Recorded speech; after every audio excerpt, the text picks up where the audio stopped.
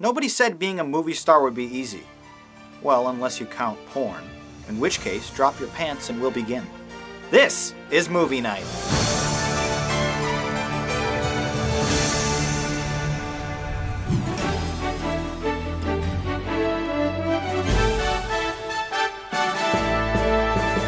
Hello and welcome to Movie Night, YouTube's #1 weekly interactive movie review show.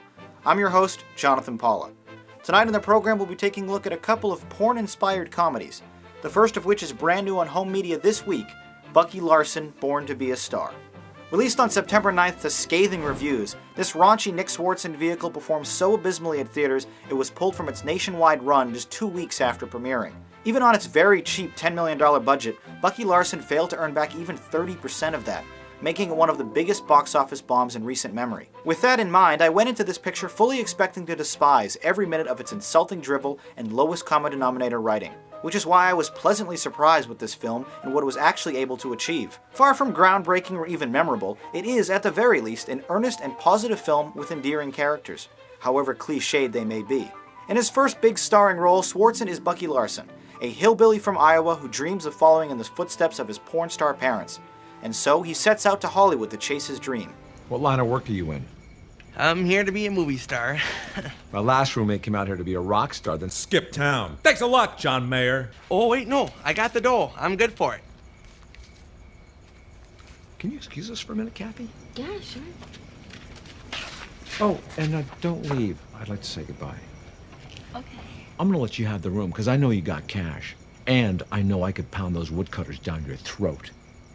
Roommates? Yeah, roommate. Bucky is an off-balance character full of quirks and bizarrely distracting buck teeth and a terrible mop-top haircut. But his foolish optimism and kind-hearted nature is a contagious quality that makes him a protagonist worth cheering for. Playing opposite him is Christina Ricci in a charmingly cute role who curiously finds something of merit to love in Bucky. Don Johnson, Kevin Nealon, and Stephen Dorff all contribute with exaggerated performances that manage to grab a few laughs every couple scenes or so. Strikingly unrealistic at times, it's a wonder that Bucky is even able to walk a straight line, let alone star in his own porno movies. But such is the point of this haphazard story of a lovable goofball with an embarrassingly small penis. The story fails to really spark any excitement or consequence, but at this film's center is a love story that effectively saves this 97-minute feature from being a total waste of time. It's innocent enough to be enjoyable, but raunchy enough to limit its audience, resulting in a motion picture that was perhaps better suited as a made-for-cable movie. Bucky Larson, Born to be a Star. Admirably pleasant, but formulaically sophomoric. Now that you've heard my review, let's read some of yours from the YouTube comments.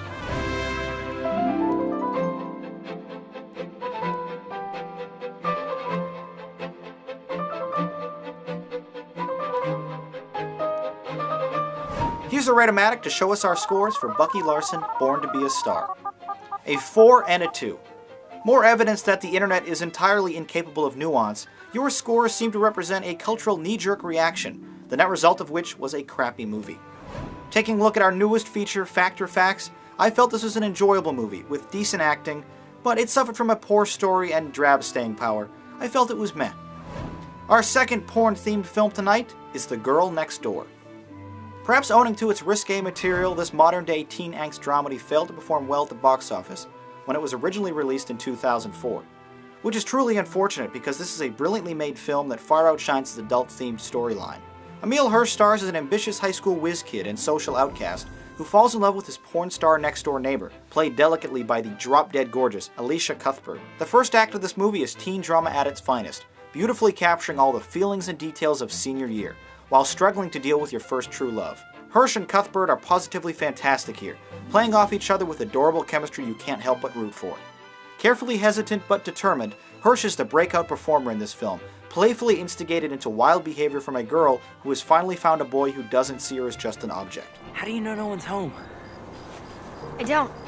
Come on. Seriously, this is nuts.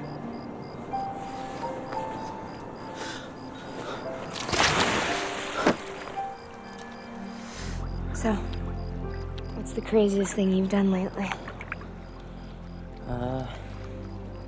This is right up there.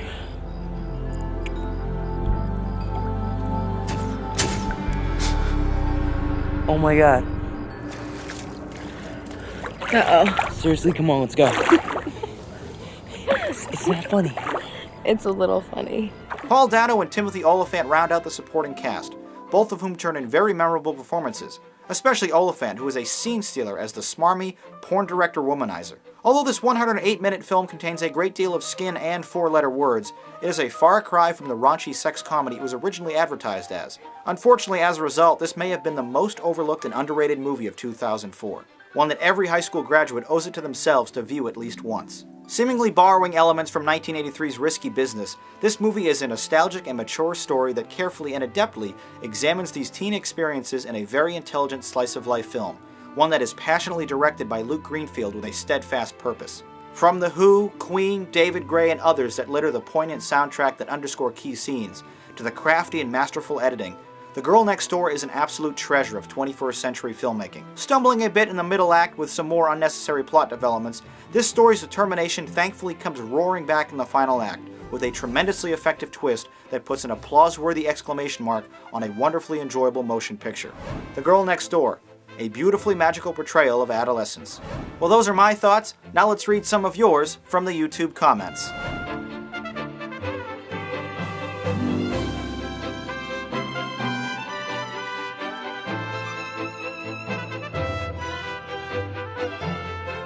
Back again is the Rate-O-Matic to highlight our scores for The Girl Next Door, a 9 and an 8.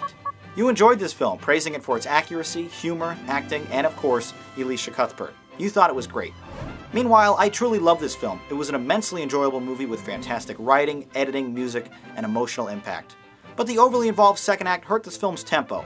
This film gets a very respectable awesome. But that does it for tonight's films, so now let's see what's currently playing in theaters with some tweet critiques.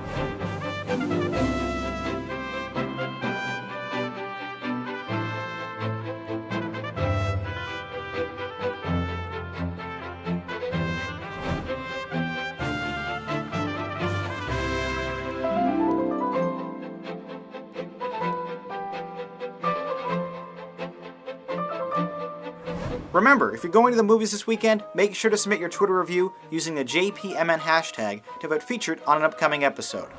Next week, we'll be taking a look at a couple of guy-friendly films. Abduction with Taylor Lautner. It's an intense action thriller starring everyone's favorite former werewolf. And Real Steel, a Rock'em Sock'em Robot-style adventure with Hugh Jackman. As always, I encourage you to buy, rent, or download these films, and let me know what you think about them by voting in the polls below or by leaving a comment review.